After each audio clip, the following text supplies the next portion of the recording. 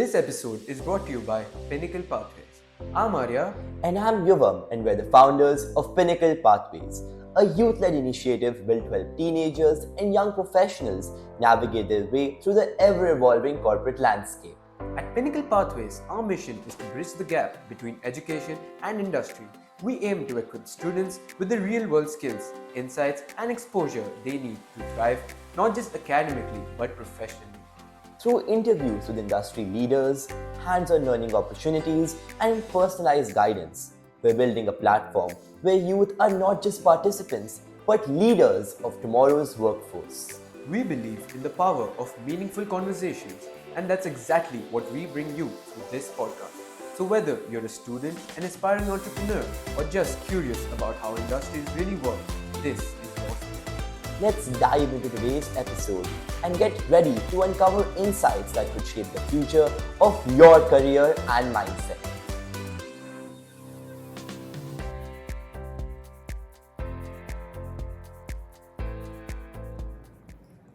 Innovation distinguishes between a leader and a follower. Steve Jobs. Good morning and welcome to the Pinnacle Pathways Podcast. At Pinnacle Pathways, we empower teens and emerging professionals with the mindset, skills, and insights needed for you to navigate the world with confidence, and we're here to bridge the gap between traditional classroom learning and real-world corporate success, inspiring you to take bolder steps in your career's journey. Today, we're excited to have Mr. Nigel Ransom here, a seasoned industry veteran with over 30 years of IT and corporate experience. Currently the regional director of Zappit Software, Nigel has played a pivotal role in driving digital transformation and regulatory innovation, including leading initiatives that support AML and CFT softwares and remittance solutions. While his work at Zappit underscores his deep expertise in technology and compliance, his career spans many sectors, offering valuable lessons for anyone stepping into the corporate world. So, Mr. Nigel, I'd like to just kick off the conversation with, can you share our listeners what initially inspired you to pursue a career in the corporate world, and what specifically drew you to your role at Zappit Software? Sure. I mean, it's a long time ago now, actually. I was at school, probably about 16 years old, and we had computers, and that was one of the only schools, I think, in the area that had computers. And that got me interested in them, and these seemed quite interesting. And so I did the O&A levels of that, GCSEs now. And then I went to college to do that. I did a placement degree, so I did a year out in industry. And then I joined an IT company. It seemed interesting. It seemed I could do it. I didn't particularly want to go into things like accounting or law or those sorts of things. So this seemed to be a good fit for me. And 30 plus years later, I'm still here. So I guess that explains it in quite, and I'm still finding it interesting 35 years later, yes. Well, that's a fantastic start. Me also as an IT student doing his A-levels as well, and that also inspires me. So from your early days in your current role to your current role in Zappit as well, it illustrates the passion and innovation in the corporate area. So let's go a bit deeper, shall we? Sure, by all means. Okay. So, reflecting on your extensive career, what key experiences, including your time at Zappit, have shaped your appearance to leadership and digital transformation?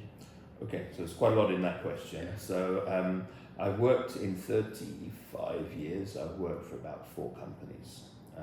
The longest I did was within IBM. And I think one of the important things that I learned there is always be prepared to learn and always be prepared to change, because the technology that I use has changed. When I was at college, it's changed rapidly. Having said that, some of the technology I use 30, 40 years ago is still in use, typically by banks, governments, etc. So that's a skill to have, actually, because that's quite a legacy skill, seems to be a good thing, good way to get a job and keep a job for many years.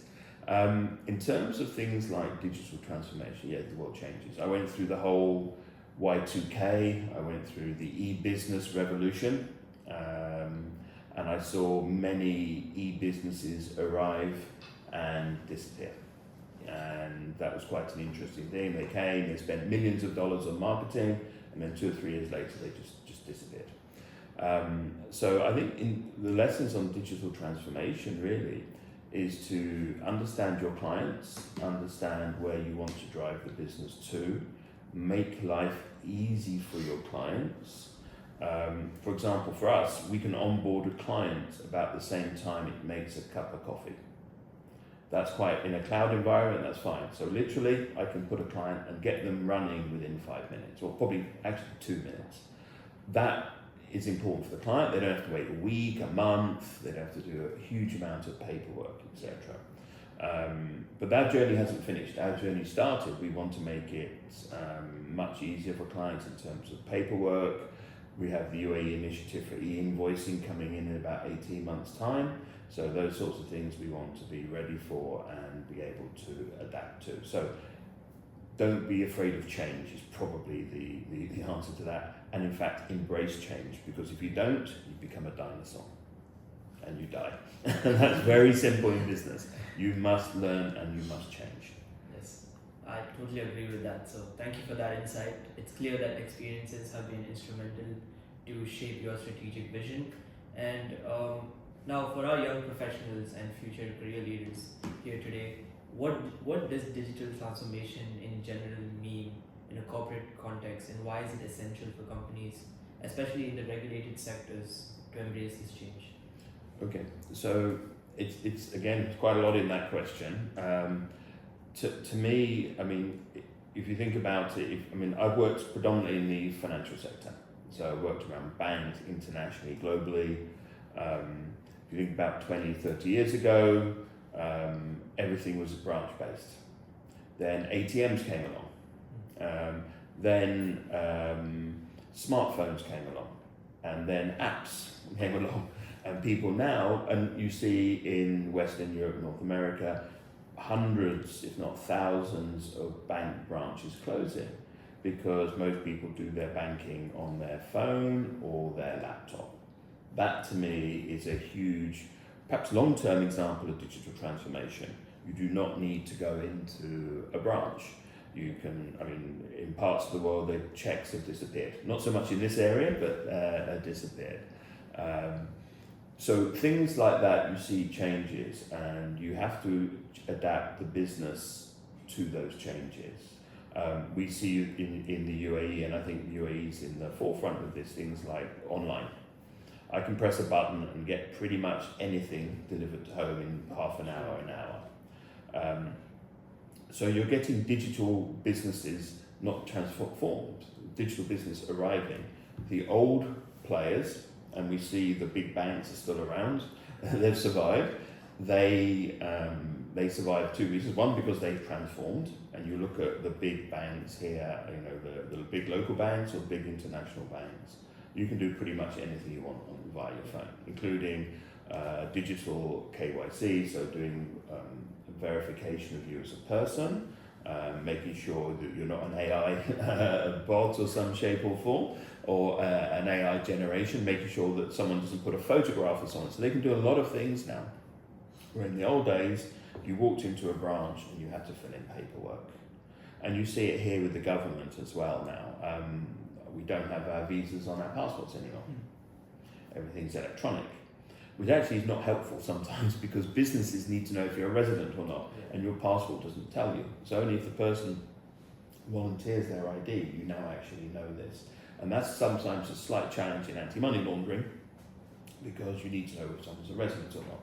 So digital transformation is changing the business to adapt to the needs of the market, and hopefully doing it better and faster than your competition. Because if you don't, they will grab those clients. Yeah. So I could say that the digital transformation is a big change. I think it's changing the world day by day. It is fundamentally changing how you do business with your client, or adding more channels how to do business, or changing the channels, changing how you get to market. And we've seen over time where industries have made mistakes. I'm sure there's many MBAs written on Kodak and others that are classic cases where they took a different path and they didn't transform their businesses, either their products or internally, and their they became, as I said before, dinosaurs, and they die out, or they become irrelevant in the business. Thank you so much for that insight. And my next question to you is, as a leader for over 3 decades of experience, what key leaderships do you believe are essential for navigating the digital and regulatory challenges in today's business world? Okay, so let's look at leadership first. I think if you hire someone, you have to give them the freedom to do the job. Yes, you can monitor them, etc. You have to trust them. If you don't trust them, then you're gonna follow them all the time, and that's not gonna do anything. People are educated. It doesn't matter what the job is, whether it's a high-powered job or whether it's an entry-level job. You have to give them some trust and guidance. If they are going the wrong way, you have to push them back into the right direction.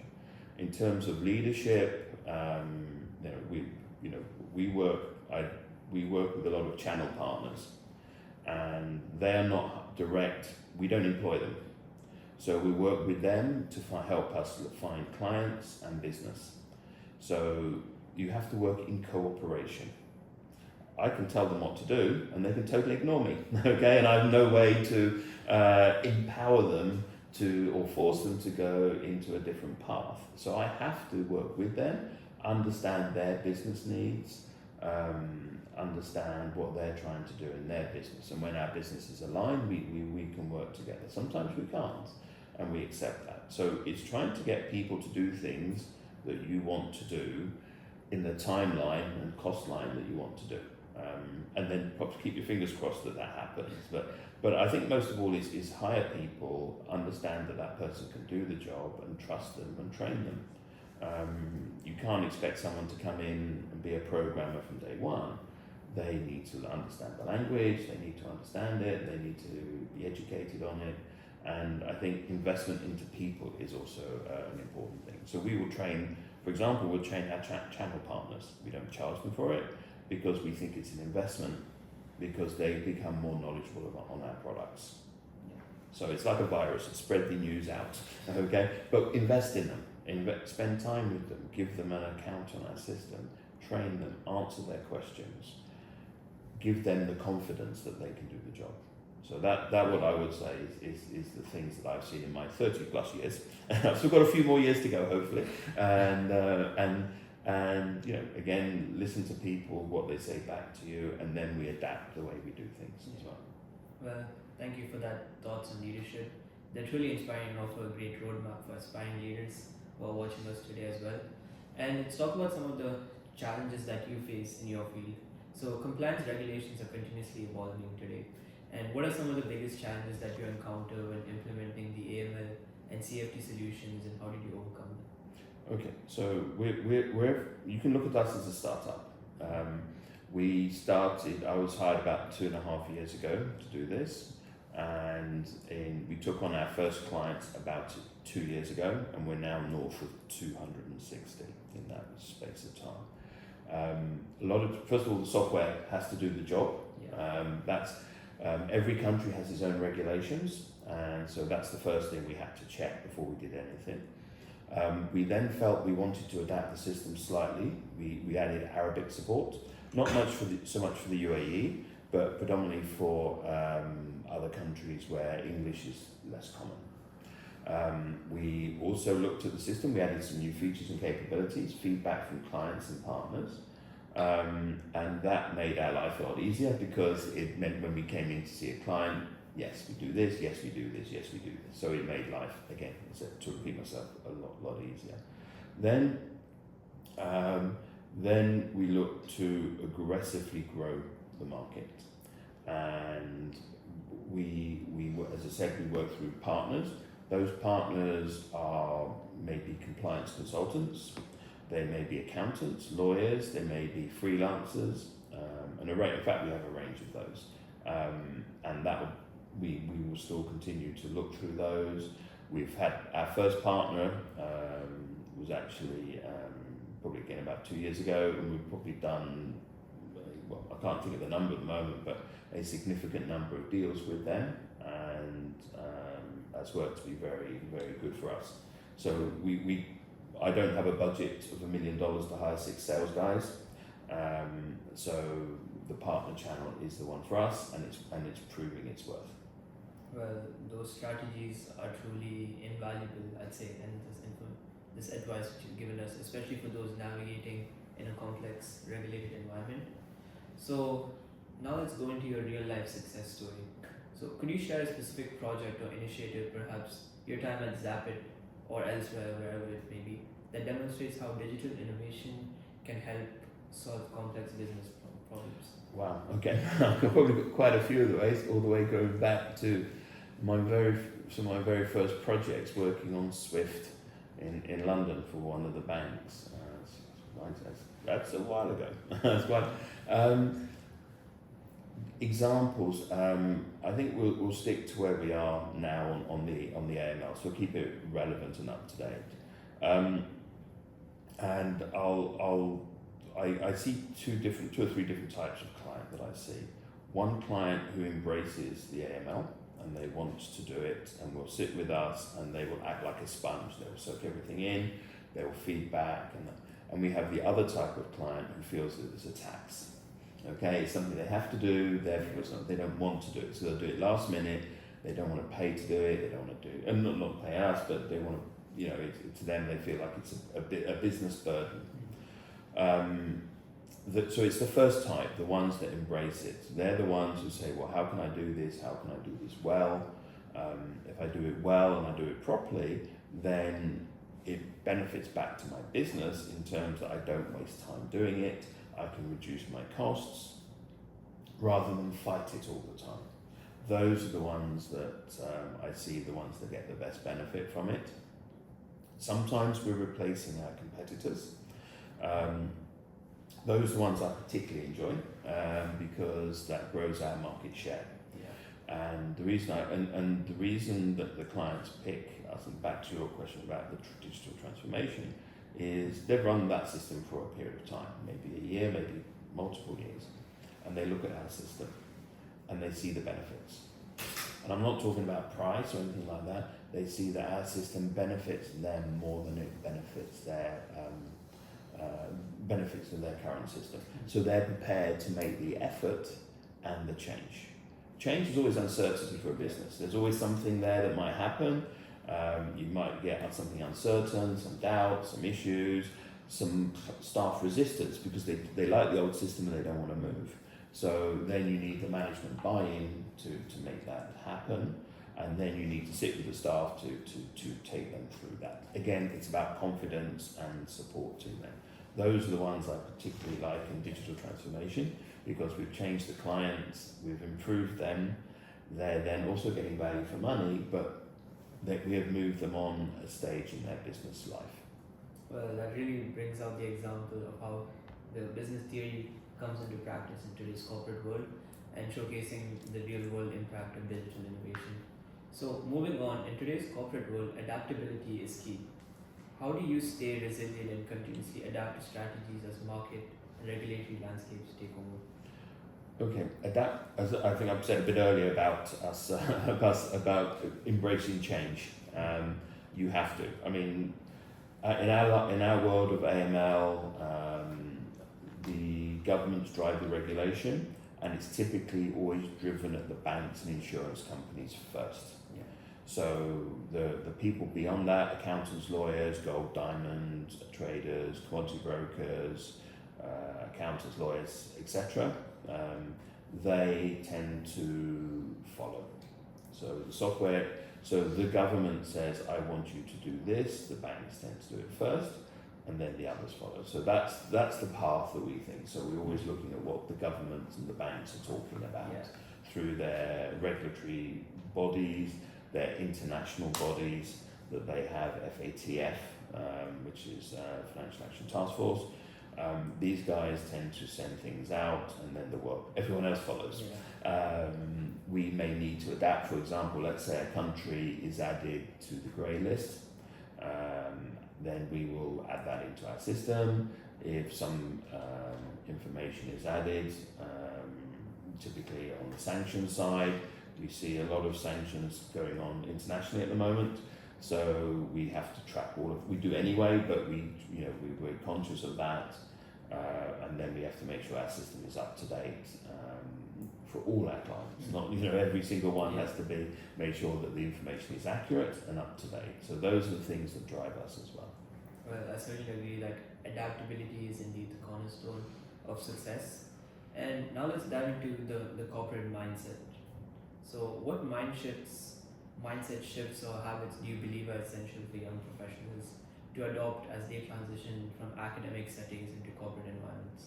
Okay, so I was talking to a friend of mine's son last time I was in London, and he's a computer science student. He's at university at the moment, and he particularly likes a particular technology. I won't say what it is, but it was so that technology is maybe 10, 12 years old, and so I pointed out that the technology that I'm using now didn't exist when I was at college. And I said to him, when he reaches my age, the likelihood is he's going to use technology that doesn't exist, today.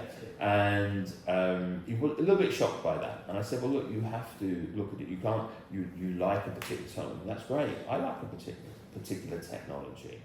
But be prepared to adapt. You go into a company, you've learned one technology, that company is using something completely different. They've bought you, they've hired you as someone with that skill set. They see that you can do this job. They want to train you to do this. So going to the corporate world again, they will invest into their staff, they will train you, and they expect a return from that investment. So yes, so you might have the great super duper technology at college, you then go to a company going, oh, they're using this old tech, or they're using this different tech. Well, it's a chance to add more skills to your resume. Go for it. That's it. I mean, but they also companies also hire you because you have known these new tech, and they don't have anyone in their departments today that have this knowledge. So they're hiring you for a reason. You lack maybe the business skills, but you bring technology skills. That perspective of mindset is both motivational and practical, I'd say. So now let's go into the importance of collaboration. So building and nurturing relationships is vital in any career, I'd say. What advice do you have for our listeners today on effective networking and creating meaningful professional connections? Okay, so I'm probably second half of my career I probably had to do that. So to me, having a network is very important, having the ability to connect and find people. I think it's invaluable. First thing I'd also say is probably never burn bridges, because you never know when you might need to find someone or know someone that has a particular skill or technology that you need. We mentioned a few moments ago about we work with channel partners. Now, they have different motivations from us, so we have to adapt and work with that. They also have access to clients, which we don't have. So we have to adapt to the way they want to do it. So if they say, Nigel, can you come to a meeting next Wednesday? We've got a client XYZ. Yes, of course, so I will do that. But they work different hours, they work different days. So I get phone calls all sorts of days and nights, and that's fine. At the end of the day, they're trying to drive their business, which in parallel is driving my business. So I'm adapting to their work behaviours. It's a little bit annoying, you get a call at 10 o'clock at night. It is, but at the end of the day, it's driving our business forward. I'd rather them call me than our competition. So I'll take that call, and I'll take that business, and I appreciate it. So adapting to, and in the UAE environment, you've got 200 nationalities here, different cultures, they work in different ways, what their experiences they bring here, and you have to adapt to that. That's it. So it's life, and if you don't, again, you're missing out. You're missing out on business, and you're trying to grow your business, or you're trying to make your business survive. You're not helping yourself. So yes, you have to adapt to the behaviours. So well, adapting and networking is truly the blood life of corporate success, I'd say. So as we look ahead in this podcast, how do you envision emerging technologies like artificial intelligence and machine learning reshaping the corporate strategies and operation leaderships in the future? Okay, so the way I see AI is that it's at version 1.0 today. It's narrow and defined in a space. I think AI will become a lot more prevalent and perhaps even a little bit scary in about 5 years' time, because it will become better, smarter, and more powerful. And that's when we will have to perhaps make some decisions on how we manage that at a political level, business level. And at the moment, it is changing strategies. So what would a business look for AI? Save money, make money, new markets, new clients. Those are the areas that I would look in for AI today. We're seeing it is, in very simple terms, you have chatbots, you add AI to them, you're getting a more intelligent and thoughtful answer. Although I have managed to destroy every time my bank's chat, I can break it every time, and so it's still got some way to go. So those are those are the areas I see. So are companies adopting it? Yes. Do companies really know what to do with it? Not so certain. If I look on LinkedIn, which I use quite a lot, there's an awful lot of AI experts out there. But how many projects have really been done? That's the thing in live. I mean, I'm using ChatGPT myself. I like challenging it and asking it questions, see what it comes back, and then I'll try it on Google. And I'll do a comparison. And at the moment, Google is winning, but that could change. And I think, as I said, as we go from version 1, version 2, version 3, we see the money that's being poured into it. I'm not talking about the hardware, it's the software that drives this. Yeah. Then I think, yes, it will become better. We can see the visual stuff that it can do. I guess now if you're going to be an actor, AI can mimic your voice, AI can mimic your character. Are actors going to be digital only in the future? So it will transform industries. We've just talked about the banking apps just destroying hundreds of branches and thousands of jobs. It happens, so some things will change. We will go to the theatre and there'll be a screen and everything will be AI. There won't be one human actor or actress on the stage. It's going to happen. Mr. Nigel, your forward-thinking views are exactly what our listeners need to prepare for tomorrow's challenges. And as we approach the end of this podcast, for those who are still mapping out their career paths, what is one actionable piece of advice you'd offer to help them navigate the complexities of the corporate world and build a resilient career? Okay, I remember back in my very early days as a graduate walking through the door, very nervous.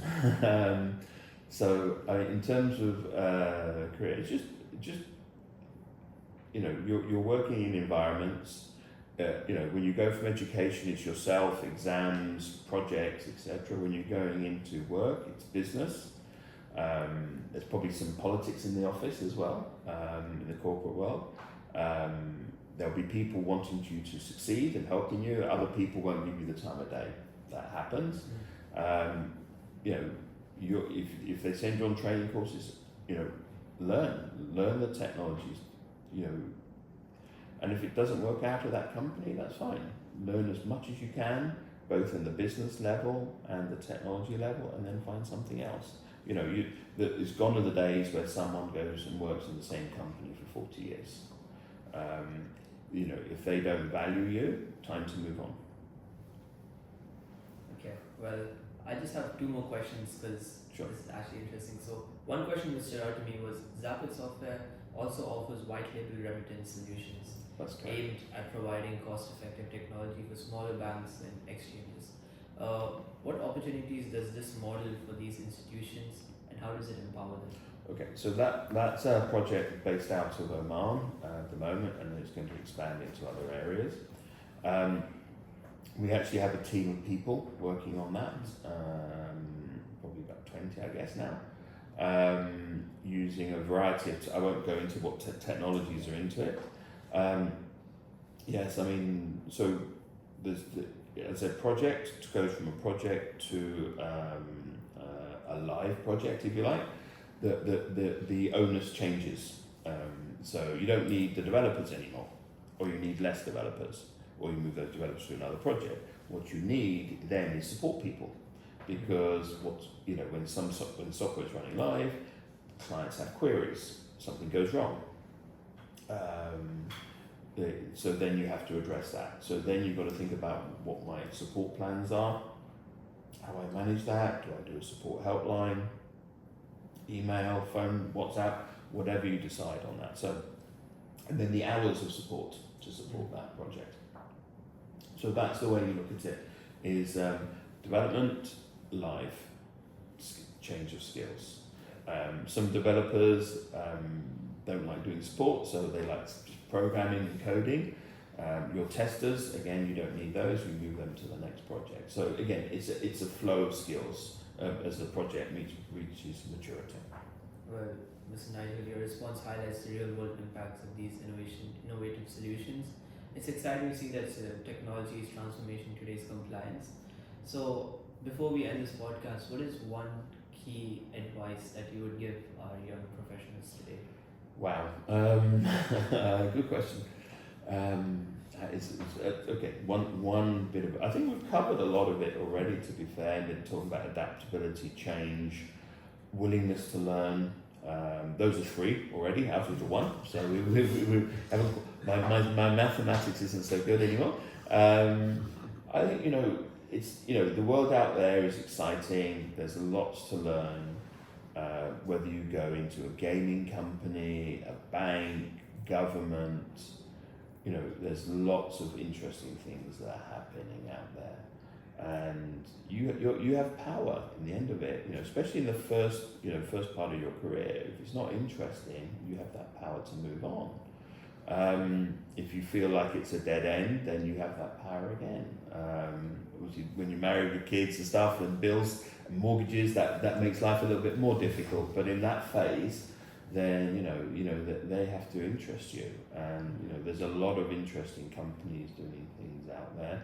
And I'm not talking about the headliner ones, the seven big companies, as it were.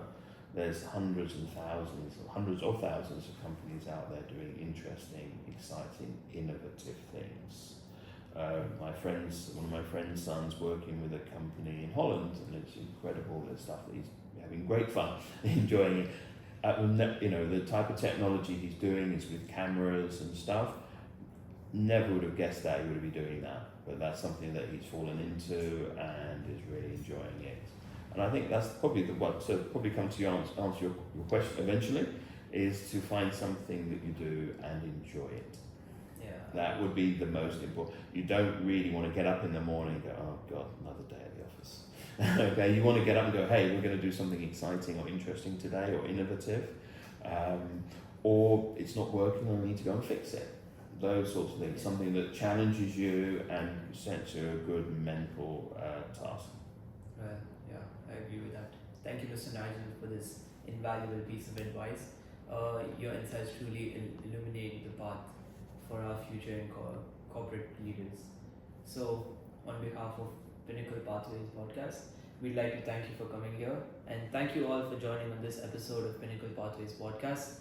I hope Nigel's incredible journey and the insights he shared today have sparked new ideas and motivated you to embrace innovation and leadership as you navigate your own career paths.